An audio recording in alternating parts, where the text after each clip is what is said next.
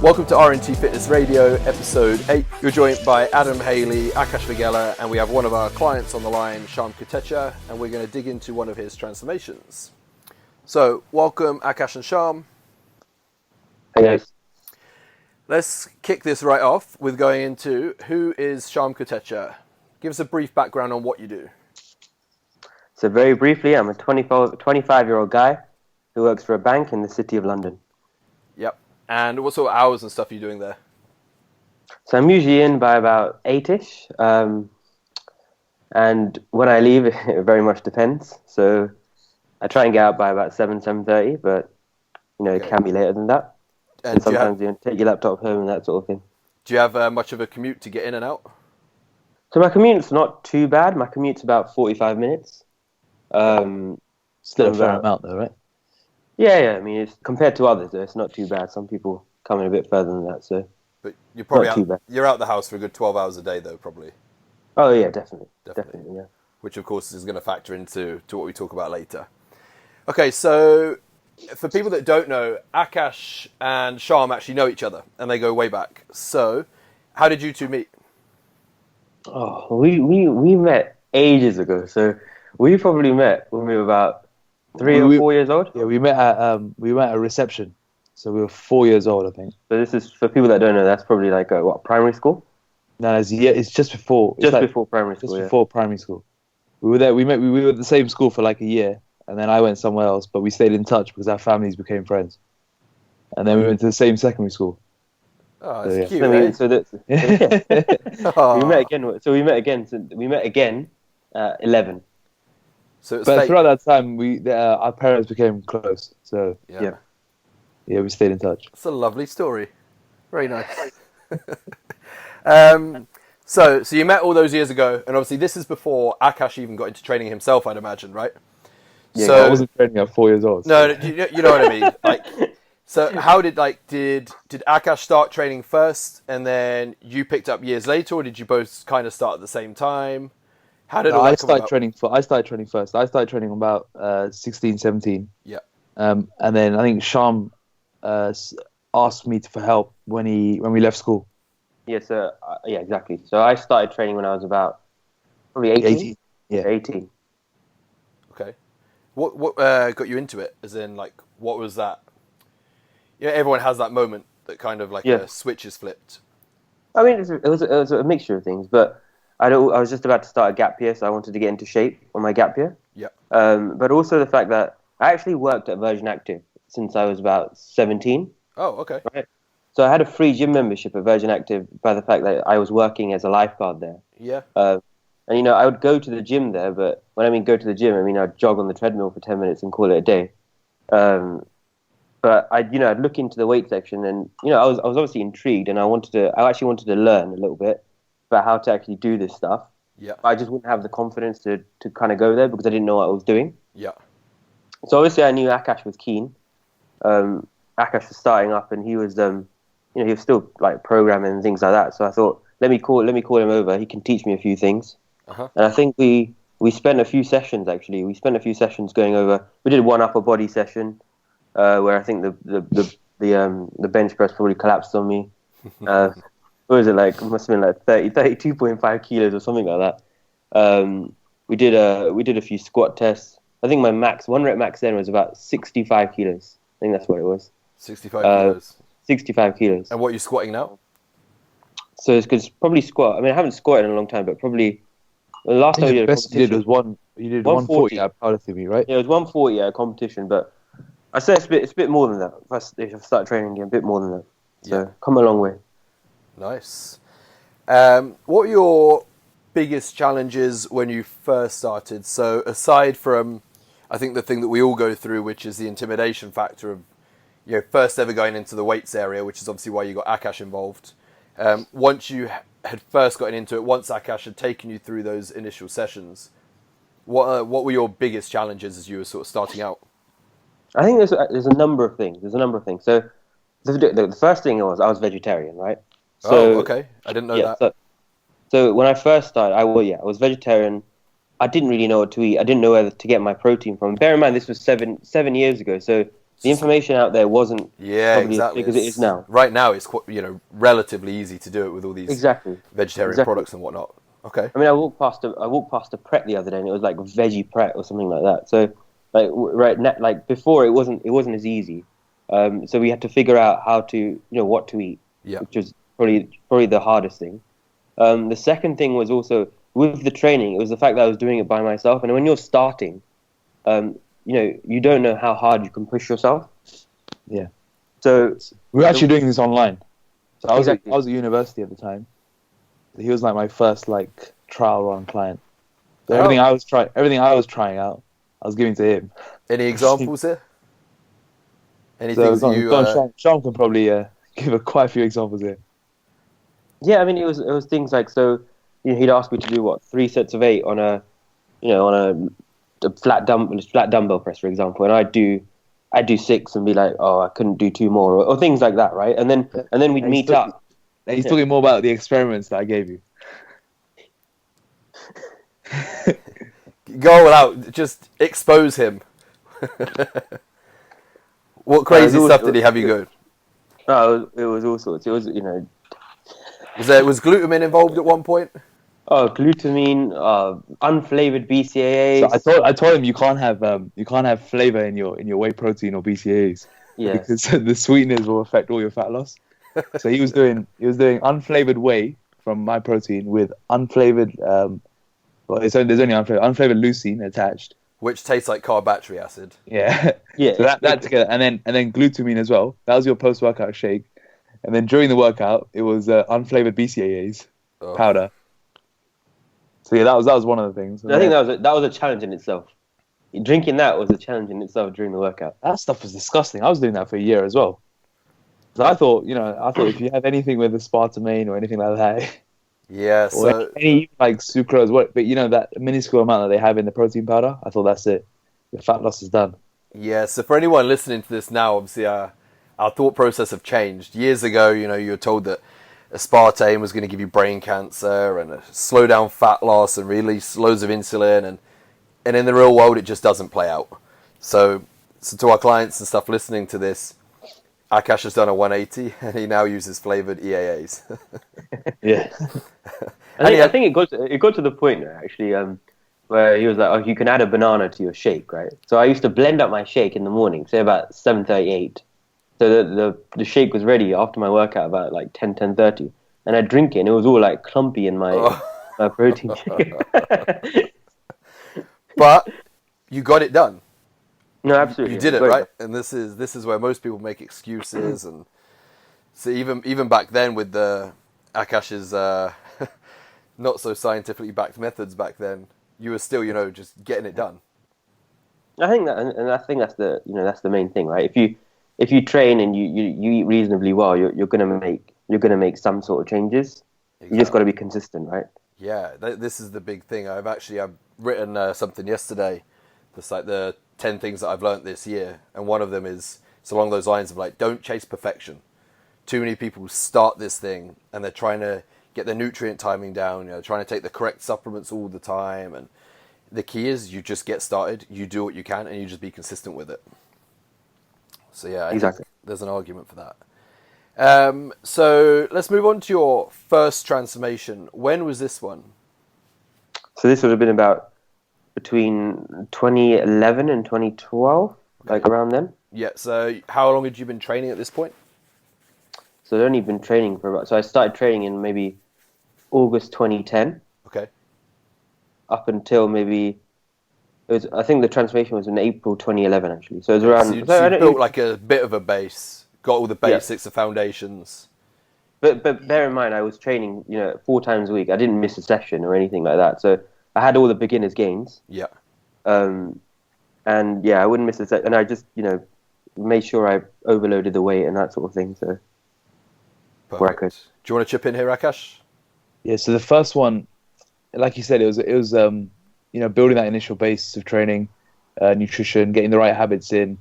So he got a lot of the beginning gains that you see. So I think his weight went up 6 kilos during this this time. Yeah, exactly. So I started off at 50. So he lost a lot of 70 body kilos. fat and he gained a lot of muscle, which is the way it should be for a beginner, right? As a beginner, so you Yeah. got some recomposition going on initially. Yeah. Exactly. So he went from I think 58 to 64, I think, and that was all vegetarian as well. Yeah. Yeah. What was an example day of your diet back then? Yeah, so I'd wake up and I'd have 3 boiled eggs with a handful of cashews and spinach. This was with a green tea. Oh, yeah. The green tea was probably the best bit of the meal. Green tea. I think I had a few caps of fish oil and that, fish oil and a multivitamin. I think I had at the time. And then I'd train, and then post that I'd have during that I'd have the unflavored BCAAs. Yeah. Post that I'd have the unflavored whey. It's all going downhill, isn't it? It doesn't sound very fun, does it? But and then lunchtime I'd have a massive salad with I think most of it was probably feta cheese, probably like 125 grams of feta cheese. Yeah. And a few beans and seeds and that sort of thing. So yeah, that's what I was eating then. And then in the afternoon, I don't think I ate much. I thought a handful of nuts in the afternoon, probably about 3-4 o'clock. Yeah. And then for dinner, I'd usually have like a kidney beans or chickpeas or something like that with a side salad, and that was it. That's good going, Then- actually. Yeah. So after a year of that, then I introduced him to meat. Yeah. Straight in, like red meat as well, or is it? Some people when they're coming back into it, they sort of baby steps, like a bit of fish here and there. I think his first thing then- was chicken, right? Yeah, first thing we went to Portugal. It was in the Algarve actually. We went on a lads holiday to Algarve, and I think we had a peri chicken in Portugal. So Okay, that's a good way to do it. yeah, it was good. It was really good. But then I didn't really hold back. It was after that, it was literally tried everything. Yeah, and I'm guessing that the gains probably then skyrocketed, right? Because the amino acid Yeah, it was profile. pretty noticeable. It was noticeable. Yeah, And it Strength just, strength got went through the stronger. roof, right? yeah, I got stronger very quickly. yeah, And you could also tell with my composition. Look, I think I looked a little less soft than I did when I was eating a bit more. And it just became less of a headache when I was out. yeah. I was Out about and to say it must just make like adhering to a diet so much easier having that Exactly. additional variety. This is So obviously it'd be like, you go to a restaurant when you're vegetarian. It's not impossible. It's not impossible, but there's usually only 1 or 2 things on the menu, and you know what you're going to have from there. yeah, But when you're eating meat, you've got this this wide variety of choices where you can just pick from there. So you're not going to go back to being vegetarian then? Not unless Minnow convinces me. He's trying hard, isn't he? He's trying hard. Okay, so let's go back into that first transformation. So you're still vegetarian during this point throughout that transformation. That first one was done vegetarian, Exactly. right? Yeah. Okay. And Akash, can you give like an approximate on what sort of body fat percentage you reckon he would have ended up at? Maybe between 10 and 12. Okay. Yeah. Yeah. So he did pretty well. Like He borderline went abs, from, that sort of look. Yeah, borderline abs. So he started probably around 22 to 25. Yeah. And he kind of slowly made his way down while building a lot of muscle. So it was really good. It couldn't really gone any better, the initial one. Yeah. And then he just started, just kind of, everything became part of the lifestyle, right? Yeah. So he was training, eating, just building strength, focusing everything on building strength, muscle. And then I kind of got him into powerlifting. Yeah. After this. So we did a couple of meets together. Uh-huh. He actually competed at the same one. That's where I met him, right? Yeah, Yeah. you met Shyam as well. Yeah. And then so he did powerlifting for a bit, and then after he realized he wanted to look a bit better, so ever since then it's just been like bodybuilding Yeah. style training. So all in all, there have been 3 transformations, with the most recent one that the majority of people listening to this have probably seen. So let's go into now the second transformation, sort of the second mini one. When was that? Did you say it was 2014?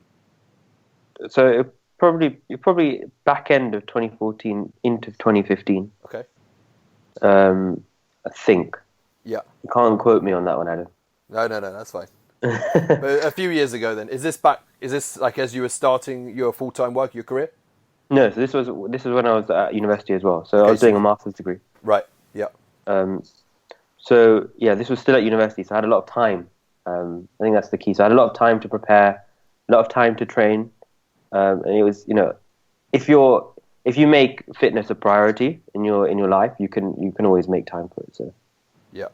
And how did this transformation differ to the first one, aside from the fact that you're eating meat? Was the training any different? Had Akash's sort of methodologies changed at this point? Were you allowed flavored amino acids? Oh.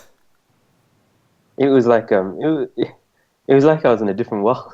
I can see Akash smiling in the camera. He's looking at me. Yeah, I think the training had changed. So, at the point between 2012 and probably about 2014-ish, a lot of it was focused on strength. So Akash probably saw that because I didn't weigh very much, but I was quite strong for my weight. He tried to guide me to the whole powerlifting. So he ended up with I think that's 67 kilos. You did 215 kilo deadlift. Yeah, so he knows as well. That's true. Yes, yeah. So it's over 3 times body weight. He did just over 2 times body weight squat, and then his bench wasn't as great as the others, but he had a very, very strong deadlift. Yeah. Which I think contributed a lot to why his back pictures look so good now. Yeah, of course. Because he had that foundation of strength, which he built upon. Exactly. Yeah. And talk me through your arm training routine back then. I stopped now because that's about it. There was no arm training. It was all about the back, right? It was literally. I think I used to ask him all the time. I'd be like, "Come on, man, let's put some arms in there." And then I think one time he came with me to the gym and he was doing a routine where he was doing like 100 reps on arms. I was looking at him thinking, this one didn't make its way into my routine. But then, I used to ask him to do arms all the time, but he'd always convince me that the back was the powerhouse of the physique. That's his exact words. His exact words were, "The back is the powerhouse," and everything will come from there, and your arms will grow if you do your chin ups and that sort of thing. But they didn't, so I was wrong. Which is why you do need isolation work for a lot of people. So I used to think compounds would do the job, but I think more and more, if you've got kind of genetically weak arms or you've got longer arms, then you need a lot of isolation work. Yeah. Unless you're built like Adam, for example, has got short arms, so they fill out quite easily. So you won't need as much. Sorry, you won't need as much. I can get away with I do like one bicep exercise twice a week. Especially for your triceps, right? If you had no isolation work, it wouldn't have. Yeah, I'm not actually doing any tricep work at the moment. Yeah, I've just taken it out again, just to. Because you get everything you need from dips and presses and whatever you're doing for compounds. Yeah, I agree with that. Those with longer limbs should definitely be doing direct arm work, and those are shorter limbs. Play it by ear. And for me, my biceps are stubborn, so I do direct work on my biceps. But as Akash has said, my triceps get all the work they need through my pressing movements and actually over-dominate a lot of the movements. So kind of makes a little sense for me. And if you look at my arms, my triceps are disproportionate to my biceps. So it kind of makes no sense to keep hammering away, hitting the triceps with the same volume as my biceps. Exactly. Exactly. I think at the time I wasn't disproportionate. I just had nothing there, so I couldn't even make a comparison at the time. So he's got quite long arms as well. So and that helps his deadlift. So I should have given him more direct arm work, and that probably would have helped his bench press as well. It's probably why his bench is so far behind, right? Yeah. Because the arms are important in bench press strength. So anyway. This is pretty cool though for listeners to hear that we'll learn ourselves as trainers, and we don't always get it right from day one. But again, you got a good transformation with him, and he made shit tons of progress. So it's it worked, You just did what you knew back then. It worked. Yeah. But now you look back and it's like, okay, could I have optimized it slightly? All the mistakes I made with training programming, I've tried. He's experienced as well, basically. Yeah. So the whole we were talking about the other week, where change of routine every 4 weeks. Mm-hmm. I'd give him completely different routines every 4 weeks. So 1 week it'll be 10 by 10, then we'll go 6, 12, 25 for a month. Then we'll do something completely 5 by 5 for a month. It would just be completely random. Yeah. Whereas now, when I give him a program like twice a year or something. Yeah, exactly. And another thing is as well is that if we say I did more arms back then, maybe it would have had a negative impact on my back or my legs, for example. So you can't, it's Yeah, easy to maybe. say. Yeah, so it's easy to say, I could have done more arms then, but right then maybe my back wouldn't have looked as good as it does now. So you just don't. I think that's also an important lesson for beginners. Is I don't think they should focus too much time on arm work, right? They should progress their compound lifts first. Yeah, Once they build that exactly. initial base, It's like the then you icing can on the dedicate. cake. Yeah, then you can dedicate more time to your arms. Because I don't think anyone has weak body parts in their first 5 years of training. You've just got to build a foundation, and then after that, assess your physique and think, okay, I need a bit more arms now. So now I'm going to add more arms into my program. But if you've only been training 2 years and you're still worried about, I've got a weak left tricep, you're paying attention to the wrong things, right? Yeah, definitely. Yeah. Let's just go back quickly. This for Akash, where you just mentioned about switching routines too often. Yeah. Just for people that don't already know our thoughts on this, just quickly elaborate on that over the problems with it and why it's probably going to be more beneficial to just stick to one routine. Yeah. So I think program hopping is probably one of the number one mistakes that people make in their training. And one of the reasons is if you completely overhaul your program every week, your body actually never makes real muscular gains. So if you start a new exercise, the first 3-4 weeks you spend on a new exercise will be predominantly neurological gains. So your body's learning the movement, becoming coordinated with the movement. And after that is where the muscle gains begin. So if you keep changing your program every 4 weeks, your body actually never learns the movement. And so it's always in learning phase rather than a building phase, which is why you need to string movements out for a long period of time to actually make muscular gains. Yeah. And I think as long as you're progressing a routine, if it isn't broke, you don't need to change it. Well, I always use myself as an example here. You wrote my last routine that's titled Christmas Blast. Yeah. And that was written in 2016, so we're talking last Christmas. Yeah. And I'm still following a slightly modified version of it. And we set that goal last year to hit a 140 bent over row. And we've stuck to the same routine. I think we've just made a couple changes to the accessory exercises. Change your rep range is slightly, we're talking like from 6 to 8 down to 4 to 6, that sort of thing. I think we did 4 days and went to 5, went back to 4, and that has been it. But it's the same routine. And a year it's later, important you're saying that because you're advanced trainee as well, right? You've been training for over 10 years. Yeah. So you'd have more reasons to change your program than others. But it just goes to show that if you can stay on a program for a while, you will make more and more progress as you continue with it. The problem is most people just change out of boredom, right? Yeah. And that's the biggest. We change it when we need to change it. When a lift stalls, then it's time to change it. Whereas most people just get bored of doing the same thing rather than put the results and their progressions first. It's entertainment first. Precisely, yeah. And yeah. Anyway, we're going off on a tangent there, but I just thought it was good to kind of elaborate for those listening in as to why you don't want to keep program hopping. So let's go back to Shyam. So you did those 2 transformations, and then prior to this last one, obviously you got, and this is Akash's words, out of shape. So this isn't me saying it. He said it. Did he? This is what the text says. Yeah, no. I know. So talk us through that. Like, what happened? Why did you kind of, fall out of love with it? Was it, did you stop training, or was there still a love for training and it was just the diet that kind of went awry? Was it the work? Talk us through it. I think it was never the training, right? I always loved training. I would go and train 4 or 5 times a week very easily. But I think I was probably going into the gym without having some sort of goal. Yeah. So I would walk in and just do a workout and then go home. And I think it got to that stage for about, since I'd started working, so for about 6 to 8 months. And I thought to myself, we need to have a goal here, because otherwise I'm just going to keep going, keep kind of just doing a workout for the sake of doing a workout. Mm-hmm. And even with the nutrition, it was like, it got to the stage where, because I was in this like, inverted commas bulking phase, I would be like, I could eat this once a day, right?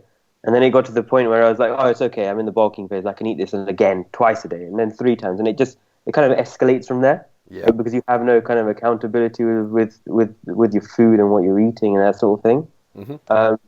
And it was all, it's okay. I'm going to go and train later, so I'll work it off sort of mentality, which I think it just got a bit too much.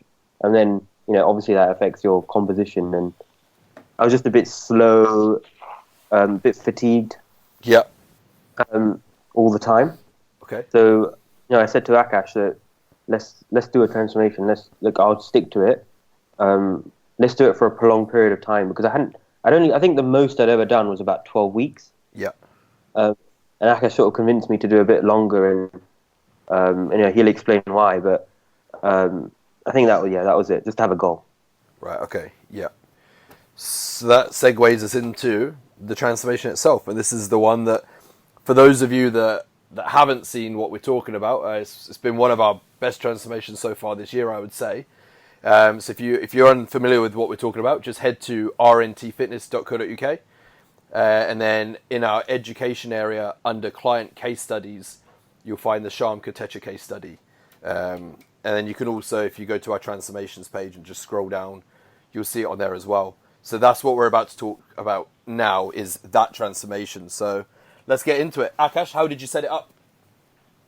Okay, so when we came up with the idea of doing the transformation, I said, it came at a time where we were going to set up RNT. So I thought, why don't we make this into like a photo shoot setup? And also, he's never done anything like that. He'd got lean before. It was always been about 10 to 12%. He never got sub 10. So I said to him, let's do, anywhere between 14 and 16 weeks. I think it ended up being 15. And yeah, so then we started. We set the diet up, pretty nothing revolutionary. It was just a matter of kind of applying structure back into his lifestyle. So we set him up on something like 12 calories per pound, set his protein target about a gram per pound. You can read all of this on the case study. Yeah. But it was a very normal setup for what we do with our clients. But I think for him was because he was now working really long hours. He had to prioritize being prepared at all times, and batch cooking. I think Shyam probably agree that this was the main component of his success, right? Yeah, agreed. So I spent every Sunday. I'd go to the butcher about 10. Yeah, it would open at 10:30. We'd go and get 2 kilos of chicken for the week. It got to the point where the butcher felt a bit sorry for me. I think he was like, "You sure you don't want anything else? I can make some turkey for you or something like that." And I said, "No, look, we'll have chicken 2 kilos." He knew before I'd come in. He'd cut it and prepare it for me before I was even there. Perfect. So I'd get that, get home. But the reason you did chicken only wasn't because I said chicken only. It was just because it made his life a lot easier. Yeah. Just to prep one meat. Right, when you get these elaborate diets where they've got 5 or 6 different meats and fishes in a day, it's just not sustainable, right? No. Or even realistic. And this has allowed him to just. I've been there and had it, where I've worked with coaches in the past. I've shown you the diet that they've sent me, where obviously they've tried to give a variety, and you just look at it, it's like, I don't have time to be cooking. Yeah. It's like one meal was turkey, one was eggs, one was beef, one was salmon, one was chicken. Like I can't be cooking 4 or 5 different source of protein. So I'm 100% with you there, that you don't have to eat chicken to get a transformation, but if you enjoy chicken, it just makes it easier for the sake of prep to be able to just, as Shyam's about to explain, just do it all at once. Well, it allows you to batch cook, and also there's less thinking involved as well. Here we go. Just do you want to go into this one? You remove the decision fatigue. You open up the mental bandwidth. You maintain your bandwidth. You don't dig into your cognitive capacity, all of that. Of course. Anyway, the thing is, I think the key was I wanted to keep my creative juices flowing throughout the day. So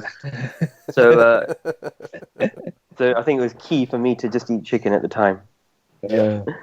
No, I think it was just the fact that I could go to one place, I could get one thing, and I could put one thing in the oven, and for the whole week I would be completely prepared. It was, I think it depends on your personality, but I'm happy to eat the same thing pretty much day in, day out if I know what my goal is going to be at the end of it. So the way his diet was set up was it was eggs in the morning for breakfast, which is always easy to do, and then he did a shake and nut butter as meal 2, and then he'd have a whole food meal at lunch, and then another whey and nut butter meal at in the afternoon, and then again a whole food meal in the evening. Which is, Adam's a big fan of that setup as well. Yeah, huge. And for busy people, I think that's one of the best ways to set your diet up. Yeah. Because you only have to sit down for a meal, breakfast, lunch, dinner, instead of having 5 whole food meals in a day. Yeah. So it's going to help your digestion, right? So if you want to go through the benefits of... Yeah, easy for digestion. Since I put clients on this setup, I can't explain the reason why, but they don't seem to have any cravings. I'm wondering if it's because, the protein shakes tend to be quite sweet. Nut butters are always, they taste good. I'm not sure, but I get a lot of clients that they don't have any cravings. And as you say, it's just easy to prep. So just to give you a quick rundown again, it's whole eggs in the morning. It's like a shake with either a carb or a fat source. It could be a shake with oats or a shake and nut butter, mid-morning and mid-afternoon. And then you could have any source of protein, but I typically have a lean source of protein. So it'd be chicken, turkey, whitefish, prawns for lunch. And then dinner would be a fatty source of protein, which could be, beef, salmon, lamb, that sort of thing. And it just, especially for clients that are relatively new to the fitness lifestyle, in the past when I'd sent them their meal plans, 6 meals on it labeled meals 1 to 6, it just looks visually so overwhelming. How am I going to get 6 meals in? Whereas when you break this down, it's still 5 or 6 meals, but because you're only sitting down and eating solid meals, 3 times perhaps, as you say, it's just that it's what we've always been programmed to do: breakfast, lunch, and dinner. We're used to it, so it's not too dissimilar to that. And then it's easy, isn't it, to just blend up a protein shake, 11 a.m. and 4 p.m. It just works. It's easy. It's easy on digestion. Again, a lot of trainers, they say that, I've got my client eating so much more food and they're dropping body fat or so many more calories. And no, you haven't got them on more calories, but their food volume may go up. So by that we mean nutrient dense food rather than caloric dense food. So when you switch a client from eating, junk food, although their calories are higher, their food volume is often quite low. So when we then switch them over to a high protein diet, they often say they're full, they can't get all the meals in. And that's why I like this setup where it's whole food meal, liquid meal, whole food meal, liquid meal. It's easier on digestion. Time-wise, it's simple. The diet tastes pretty good. And since implementing this, I think you and I can both agree that our client results have 100%. There's a strong correlation. They've just improved massively. 100%. So yeah, big fan of that. And going back to the food prep with Shyam as well. So I am the same mentality as Shyam. So back when I was working in London training clients, I would prep all of my food on a Sunday as well. So I would get the whole week's worth on a Sunday morning, and my ex and I would spend about 2 hours in the kitchen just cooking the whole thing, portioning it. 3 days would go in the fridge, 4 days would go in the freezer, and I was good to go for 7 days. So if you're of that mentality, go with that. I know that Akash, you would cook the majority of yours just in the morning as you were getting ready, wouldn't you? You would just put it on the hob. I cook every day, Yeah. And again, if you've got But I wasn't spending time doing it, though. What I was doing is I'd put the food on. I'd prep it the night before in terms of, chopping, add marinade, whatever. And then I put it on when I wake up. And then while it's cooking, I'm doing everything else. Yeah. So I'm not spending time cooking. It's just happening in the background. Yeah. So you've got there's more than one way to skin a cat. Depends on your personality type, and I can't multitask like Akash does. We know this. So for me, it's much easier just on a Sunday, block 2 hours out, nail it all. 3 days in the fridge, 4 days in the freezer. Yeah, so, that's exactly what I did. Yeah. Yeah, perfect. So the training side of it, were you training morning before work, getting before the morning rush, or were you training lunch breaks or evenings? How did that work? So I tried to do it in the mornings initially. Yeah. But I just found that I work best when I have a couple of meals in me. Okay. So if I went in the morning, I'd have to wake up probably a bit too early initially to get a meal in. So I thought, let me go in the evening where I've had about 3 or 4 meals in me, and then my training. I think my actual training intensity was better. Yep. But I think I've also worked that out over a period of time. I think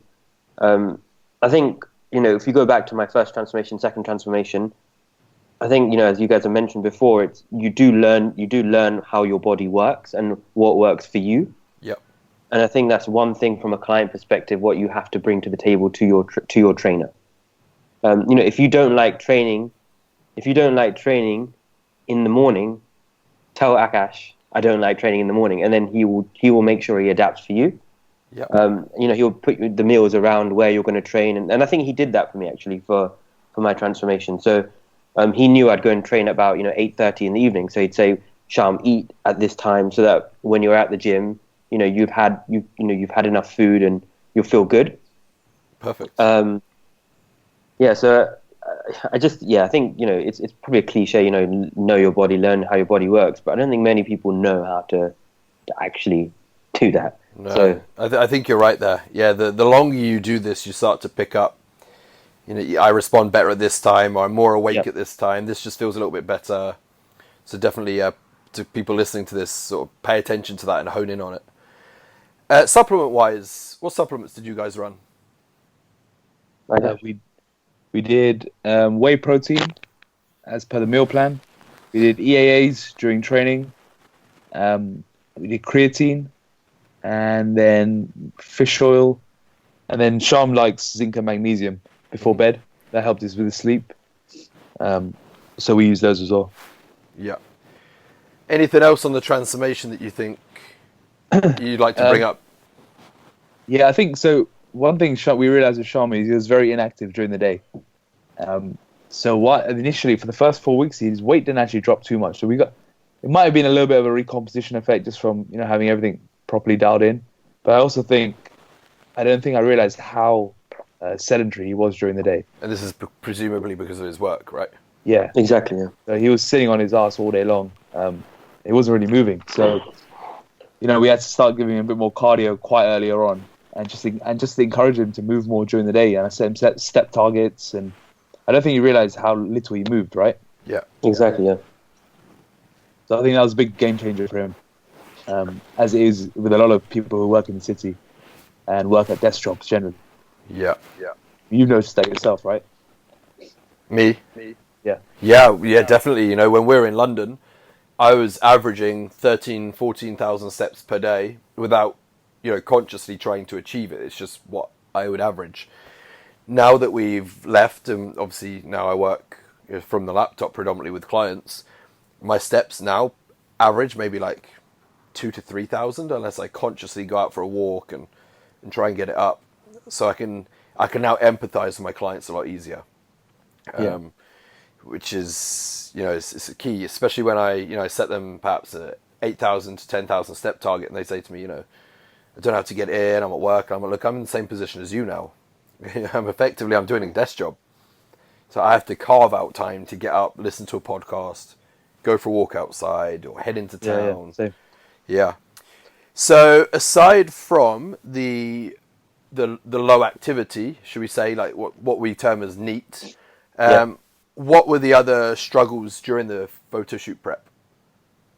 I think I approached this in like stages. So I think initially, I think it was mostly the nutrition side. So I just had to work out a plan, like we discussed, of how to batch cook and how to make it work. Yeah. So it was a bit of trial and error there. So initially, I did I tried to make it in the mornings and that sort of thing. And it just didn't really suit me. It didn't work out for me that way. Mm-hmm. So then after a week or so, I scrapped that idea and went for the whole batch cooking idea. So I think that was a challenge in itself initially. Yeah. And then I think, as Akash mentioned, after about week, I can't remember where it was, week 6, 7, 8, something like that, when the step target went up, I think, touching on that, like you said, right, I was averaging maybe probably about 4,000 steps a day. So I'd walk to the station, get on the train, sit down on the train, I'd walk to work, sit down at work all day, and then repeat that the other way around. And that was probably about 4,000 steps a day, which is not that much, right? Yeah. So, when you have to consciously set day, times in the day where you're going to go and do steps, it's difficult because. How did you do it? I was about to say, how did you then fit it in? Yeah. So, I think I remember calling Akash and I was like, look, you're setting in the step targets. What should we do? And for me, it was I preferred training in the evenings, right? So it was never a case where I was going to switch that around because training was the priority. But it was a case of where I just had to wake up earlier, sleep a bit less. Something had to give. Yeah. I'd wake up probably about 5:15. Yeah. Have a double espresso. Good. Put my headphones in. Put my headphones in and do 3 rounds of the park. And that way, I was hitting I was hitting about, before I'd even get in the shower, I was hitting about 6,000 steps. So, it made a massive difference. And for me, it was hard because I found it a bit boring initially. Yeah. I enjoyed training, but I didn't enjoy cardio. But I just set little challenges on the walk, because I think Akash had alluded to in one of his articles. I think, I'd listen to podcasts and that sort of thing. So I'd make that time valuable almost. What about during the day when you're at work? Yeah, so I think as the step targets went up, so initially we set, I can't remember if it was, at least 10, and then more, and then it became 12, and then 15 as the prep went on. But when it started becoming, 15,000 plus, I think that's when I started doing it in the morning, and then I'd also go out at lunchtime as well and do another half an hour walk. And you can fit it in. You can fit it in. I'm really praying that 90% of our clients listen to this, because I always get questions on, I can't get my steps in. So I start most clients, on 8,000, which I don't think is unrealistic. No. Yeah. But like just this week, one of our clients emailed me, I just don't know how to get it in. I'm like, wake up 45 minutes earlier. It's not that hard. So you got to do. Like, how bad do you want this? Exactly, and I think that's where the whole photo shoot idea came in. Like it became a big factor, because every time I'd wake up in the morning, I'd be like, you know what, I can't look shit during this photo shoot. So for the first 8 weeks, you'd probably say that you don't think you realized the level you'd have to push, right? Yeah. So I remember being at 8 weeks out, and I was like, he's behind, right? Yeah. In my head, I was thinking, we need to step it up, and I don't think he realized the picture I had in mind at the end. I think he thought he'd get down to 10 to 12% body fat, and it'd kind of be easy. I don't think you realize the step to go from 10 to 6, 7. Exactly. And I think when I started making changes more often, I think you must have subconsciously realized that. We're going hard, and he needed to start pushing harder. I mean, it took me ages to convince him to wake up earlier in the morning, right? Yeah. He kept saying to me, I need my sleep. I can't focus at work otherwise. But then, it was either looking shit in front of a camera or, just getting on with it. Yeah, and this is the thing. And then the penny dropped, and then he just everything. The mindset completely changed. Yeah, it all comes down. What's the priority for you right now? How bad do you want this? Exactly. If you're, this is me sort of like vocalizing to clients or potential clients or just people just listening to this. If you just want to look like a little bit better and you're happy with your results being a little bit slow, then have that extra 30 to 60 minutes in bed.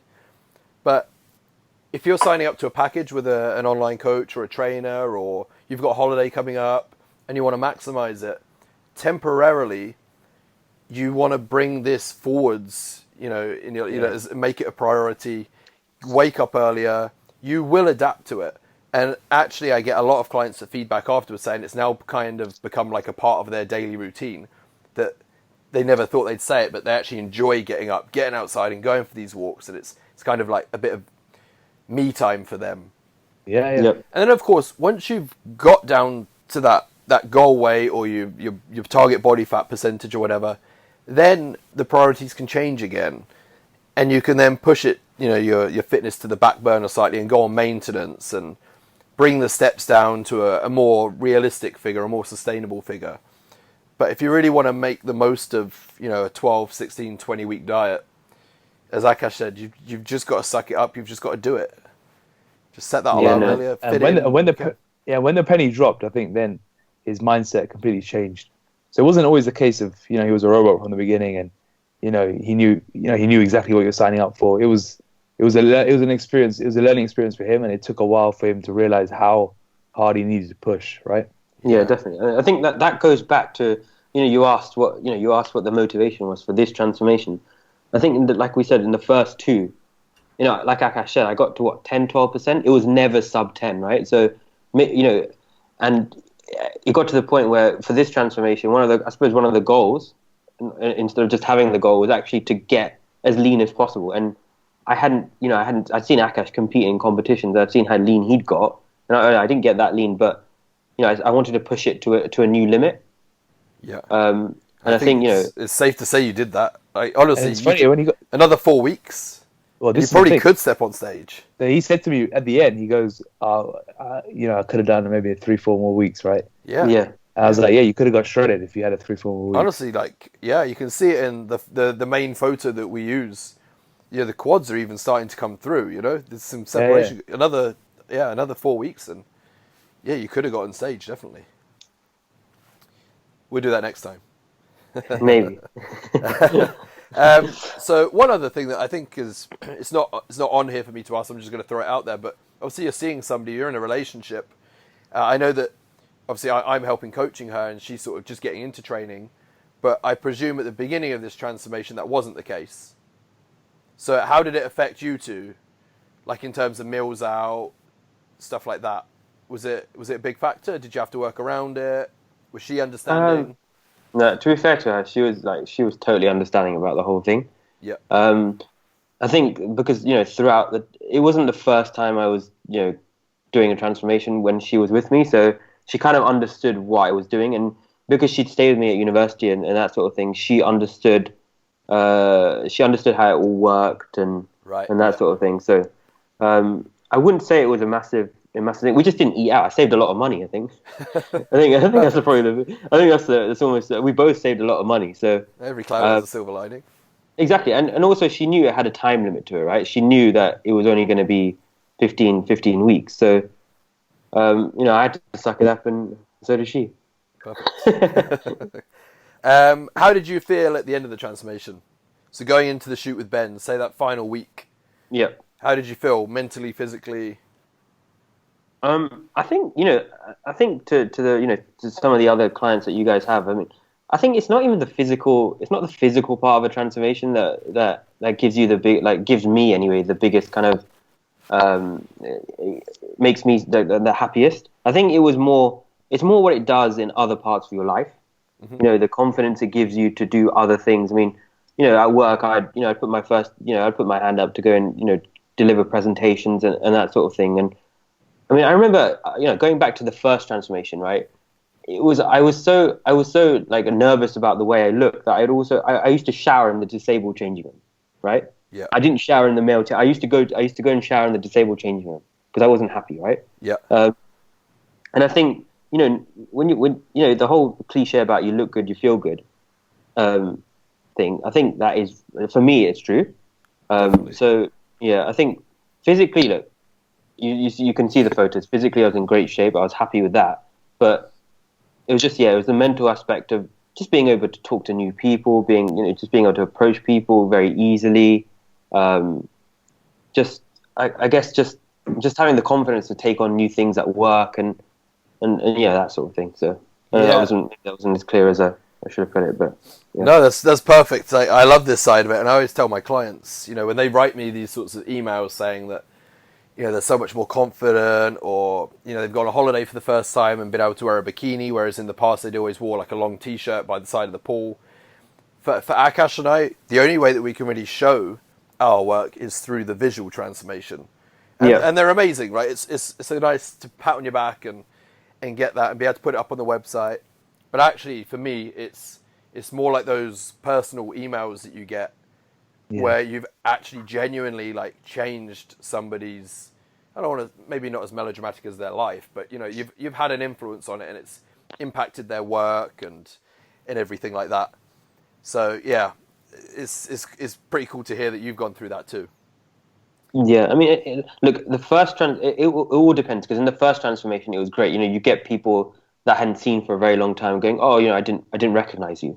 But because this was my third one, that sort of thing didn't matter to me as much as it did maybe the first time. So I think it just depends. If it's your first transformation, that for me, that kind of thing was massive. It was, I'd go to family events and people would be like, you just look like a new person almost. Yeah. And the people compliment you, ask you, how did you do it? And then they realize that, to do that sort of thing, it's not as easy as, when you're in that mindset, you think, oh, if I can do it, everyone can, which everyone can do it. But once you've done it, you realize the kind of the enormity of what you've done. Yeah, definitely. It's no easy feat breaking that 10% barrier. No, as Akash said, and as you said, you'd hit 10% a couple times before, and it's going from that 10% to 6%. That's where you have to dig deep.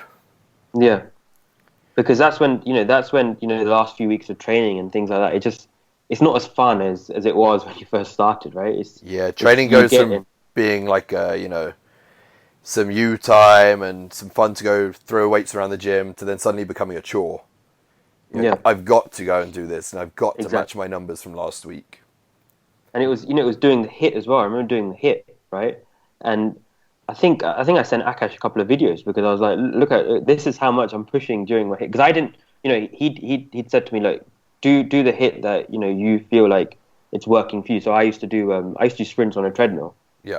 I'd put the incline up at, I don't know what, like 15. He was going bananas on this thing. Yeah, I was Really? I was literally going crazy. It always got to, because the gym's pretty small that I go to, and like people could see me like thudding on the treadmill, and then because they'd see me the next day doing chest and back or whatever it was at the time, and so they'd be like, God, you really put, and you could see it, right? People could see the effort that I was putting in. So awesome, good. So future plans. What's next on the cards?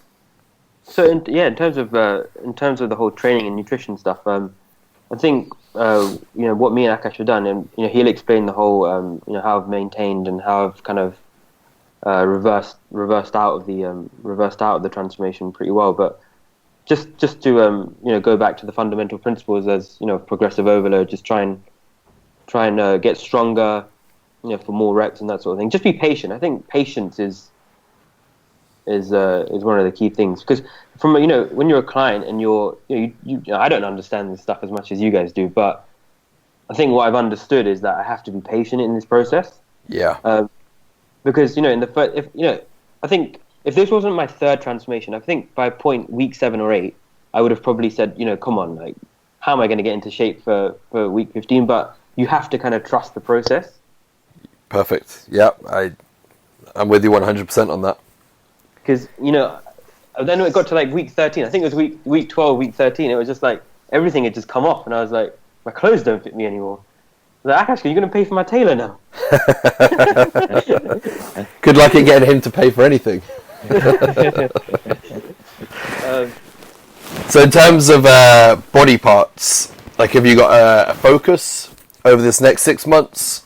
Like, when you look at your physique, is it just size all over, or I think your back is a strong point, but are there any specific body parts you want to try and bring up? Adam, the back is the powerhouse. That is the powerhouse. If you had to say a body part, it'd probably be arms, as we've already alluded to. Well, those years of neglect. Overall size is what you need, though. Overall size. Yeah. Perfect. Yeah, just overall size. Cool. Is there anything else either of you want to add? No, we're all good. I think we've covered it. Shyam, anything that you want to add, or are you good with that? Just a big thank you to you guys. Thank you for coming on here. Thanks for reading our articles or sharing our stuff. Working hard, and not letting Akash down is huge. We get. Trust me, you don't want to let Akash down. Especially when it comes to coaching like friends and family. It's hard, isn't it? It's hard, and there's not often like a real value attached to it, so it's easy for people to slack off. So for you and Akash to go way back, for him to help you out with this, and for you to genuinely nail it and see it through and not give up, is it's pretty cool, actually. So yeah, thanks from both of us, I guess, on that. Right, let's wrap this up then. So that was our client Shyam Kotecha. As I said, if you want to have a look at his transformation and read exactly what Akash did with him step by step, then just head to the client case studies area on our website. If you're enjoying these podcasts, as always, please just hit subscribe. And also, if you wouldn't mind just leaving a quick review. I'm not going to go into, I can see Akash looking at me, I'm not going to go into a big spiel as to why you should do it. But if these podcasts are helping you out, then a quick review and a subscribe would be appreciated. And don't forget to follow us on Instagram, which is at Akash Vigela and at Adam Haley 1, as well as at RNT_fitness. Right. Catch you later. Thanks. Cheers.